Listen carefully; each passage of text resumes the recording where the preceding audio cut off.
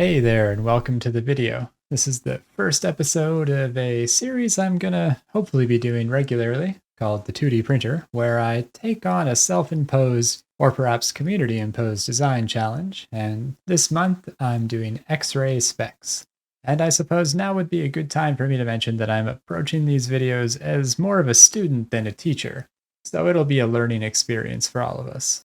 Now, here I'm just sketching some ideas and getting some of the more obvious ones out of my head and onto the paper, thinking about all the preconceived ideas that I have about X ray specs and trying to avoid doing anything too cliche.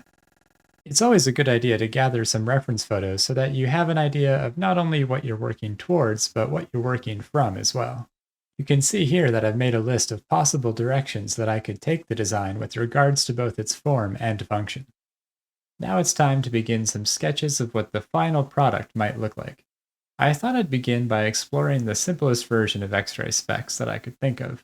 A simple new Wayfarer frame with a slightly modified apparatus at the corner of each lens to house whatever technology makes these glasses see through stuff. Then, after correcting a bit of the poorly drawn forms, I thought I'd make the lenses swirl in a sort of psychedelic manner, kind of like how X ray specs would be depicted in an advertisement from the 1950s. Of course, there has to be some sort of visible technological reason for how and why these glasses can see through stuff, so I added antennas. Because why not? On to the next design, I thought I'd skip ahead a few years and give the X ray specs a frame more like a VR headset. But rather than an enclosed screen visible only to the user, I decided to go with a holographic band. I also pushed the function of the headset into a more grotesque and dystopian direction, with the user needing to insert a spike through their own ear canal in order for the headset to be able to display the image into the user's brain. Gross. I also added an exhaust manifold on the ear, just in case the user's brain overheated. Now would be a good time to mention two tenets of good design that I had tried to keep in mind while coming up with these designs. The first being big, medium, and small.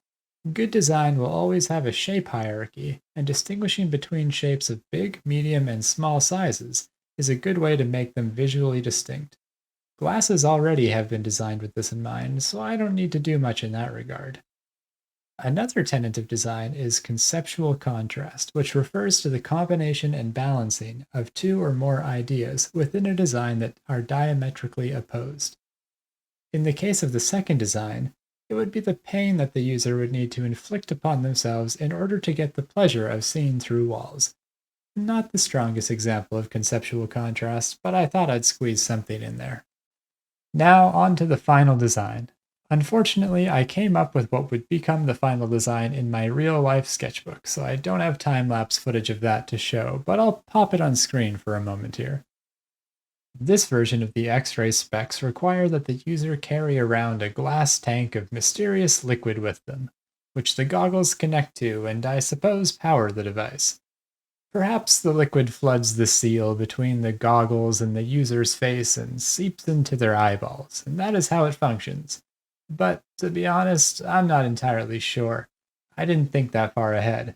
But I guess the idea of the eye needing to drink fits the role of conceptual contrast here. What I focused on more instead was the idea of mimicry between the mysterious tank of liquid and the disposable cup of juice that the user is holding, implying that the X ray goggles are a similarly cheap, disposable, and unhealthy product as a slushie. Not only can we use conceptual contrast to strengthen a design idea, but we can also draw correlations between our designs and other objects through the use of mimicry. Remembering the concept of big, medium, and small, we have the tank of mysterious liquid being rather large and heavy looking, the medium-sized goggles, and the small tubes that carry the liquid to the goggles. I would like to say that I think I missed an opportunity here to get even more creative with the visual design and appeal of the goggles. There's really no reason for the triangular arrangement of circular indents, or the circular indents themselves, to be on the face of the device. If I were to do this design over again, I'd probably try to find a clever way to make it more explicit that these goggles allow the user to see through walls. But hey, this was a learning experience, so I'll just carry this regret into the next challenge. And with that, I think it's about time to wrap up this video. I hope you learned something because I know I sure did. If you're up for the challenge, perhaps you could design your own X-ray specs and post them on my community Discord. I'll leave a link to that in the description, as well as a link to my Twitch channel where I stream fan art painting, listen to music, and just have a good time with a good group of people. Well, until next time.